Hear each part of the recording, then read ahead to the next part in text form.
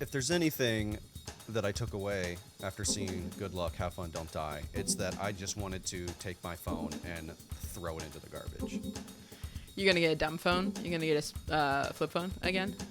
No, but what I have done is I've like cleaned up a bunch of like my privacy and location services on my phone so that like I can like minimize my digital footprint in terms of like tracking, biometric stuff. Like I also went through like my Gmail, Facebook, Instagram, and turned off personalized ads and stuff. And like I'm just like trying to detox as much as possible. I'm Because- picturing you at like 1:30 a.m. just like hunched Oh, over it was your like phone. 2:30. It was at 2:30 in bed. I was just like doom scrolling, trying to rid myself of this stuff instead of doom scrolling on reels and getting stuck in an infinite loop. Yeah. The movie here, ladies and gentlemen, we're talking about Good Luck, Have Fun, Don't Die from Gore Verbinski, the latest. He's been around, not often, but he's back. He's back. And Back this and movie, wackier than ever. back and wackier than ever. I hope you like a wacky movie because this movie is wacky with a capital W.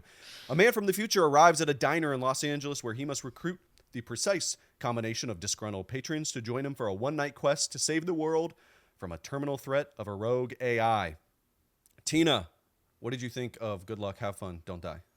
Fuck AI is how I First kind of off, feel. yes. First and only. Let's just make sure that we all know where we're coming from. That's the position that this podcast takes, not just Tina. I can't stand it. Yeah. I mean, and that's the kind of the interesting thing that I was like when I interviewed the composer yesterday, Jeff Zanelli, he was talking about how AI inherently could be helpful. Like if we Sure. develop AI into figuring out cures for cancer, figuring out cancer treatment, figuring out healthcare treatments, like figuring out the sort of scientific number crunching that is just like overwhelming for the human person to do. It would take them like a whole lifetime.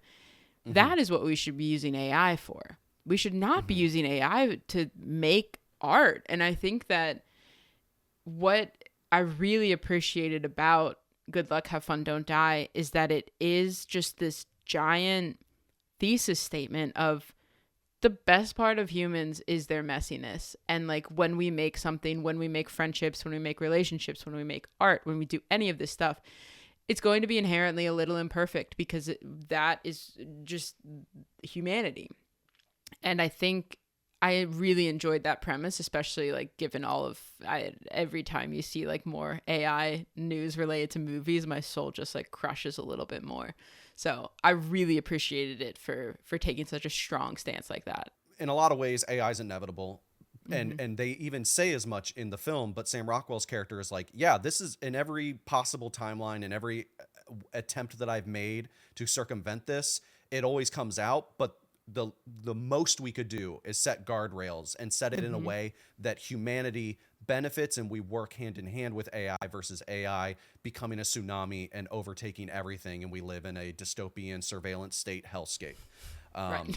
That is what the movie is trying to say. We should avoid that, which I would absolutely co-sign that. The unfortunate thing too, though, is that like even with AI and positive developments, quote unquote, it's still categorically removing so many jobs and Right. putting people out of work, which is an unfortunate reality of that. I'm not sure how much of that we can circumvent through guardrails and stuff. But one of the things that I appreciate about this movie as well, in addition to your note on the messiness of humans and we make mistakes and the rawness of humanity, Yeah. is the appreciation for humanity, not even just like in the creative endeavors, but how we communicate with one another, person to person, with our language, our touch, our companionship. There's a lot of talk in this movie about like the reverence of let's just watch the sun rise on a summer morning or whatever, or like I want to see a sunset, a beautiful appreciation for nature and life and existence. And when we're stuck in our phones as teenagers in classrooms and we can't get off it, or we slip a VR headset over our heads and go into a world where everything's perfect and you can be whoever you want and you can do whatever you want, that false reality, it removes all of those things that make us human and make life worth living. And I think that I like that this movie touches on all of those things. It touches on phone culture with teens and how we get sucked into an endless loop of just like watching slop and garbage. It talks about virtual reality and like escaping this reality for one that's fictional, whether, it's like Oculus Rifts and VR chat and things like that, where you can be your own avatar. And then also AI as just a clear and present sort of monolithic, sort of dystopian algorithm Right. that can project us into a future where you got these drones flying around that will shoot and explode things because they see you, there's not a lot of color on why it did that in that particular scene, but understanding that it's like a Skynet thing is fine. I believe it for sure. Yeah. When I first watched it, I enjoyed my time. Like, I think that it was I love the sequences in the beginning where you see all of his failed attempts of like trying to convince people like, oh, this doesn't work. We already tried this like 6,000 times ago. I think that's really fun. I really love Haley Lou Richardson. It's pretty unbeatable, her. Yeah. But I felt like I kind of didn't fully connect with it the first time that I watched it. And then the more that I've been mulling over and the more that I'm just thinking about the role of film and TV and the way that people think, I've really started to appreciate its existence and for how loud it is. I'm just thinking about these people who, like these actors who have recently been asked, what are your thoughts on what's happening in the country right now? And like, how do you feel like movies can impact it? And they're like, well, I believe what we're doing is apolitical. And that makes my head want to explode. And so the talent behind this film saying that? No. Sorry. Or just in general? I should have clarified. Yeah, it was Neil Patrick Harris. I'll say his name. But he said, he was like, I think the work that we're doing is apolitical. And I'm like, you are an out gay man making, I think that he was talking about like a queer film. And I'm like, that mere existence is a political action. And I think that what is so, like, what I'm really starting to appreciate about the Good Luck, Have Fun, Don't Die is that it is firm in its stance. It's not like Mercy, where Mercy's like, we should hear AI out. And like, it is just something that is strong in its convictions. And I feel like in Hollywood right now, with the way that people are talking about how movies are just this nebulous thing that are just like for fun, it's not true. I mean, we've seen over the years how societal change comes from pop culture and from movies and from TV, and to think that it doesn't is to be foolish. So I'm starting to I don't know if it's a movie that I'll revisit, but I think it's a movie that I'm like really happy is out there. I think that's a great point, because I feel similarly, where there's a lot in this movie that really worked for me. I enjoyed my time watching it. When I think back on it, I do have some problems with it. I do think it runs a little long. I think some of the performances are not too good. I think the idea, it feels really bloated, almost to a disservice, unfortunately, where there's so many times where the movie sort of resets the clock and says, well, now let's go back and let me show you why these characters are here and their story. And then we go back to present time, and then we do it again, and then go back to present time, and then we do it again, and then go back to present time. And each of those moments with those characters are almost like vignettes that you might see in like an episode of Black Mirror. Yeah. We got one dealing with kids that are like perpetually on their phone and become mindless zombies. We got one dealing with cloning technology and the idea of, ostensibly 3D printing a lost child. And what does that mean about consciousness and AI? And then there's obviously the virtual reality side of things, with a character putting on a headset and becoming completely enamored by this false reality that exists in this digital world, that it almost becomes too much as like an audience member to just like constantly be taken on this, even though the message in each of those things and the message writ large from the movie I completely stand for and I think is important. And that's why I do recommend this movie, because it is a lot of fun. It is completely bananas in several moments. There is a creature design with a cat thing that is bizarrely AI slop on purpose, and it's funny.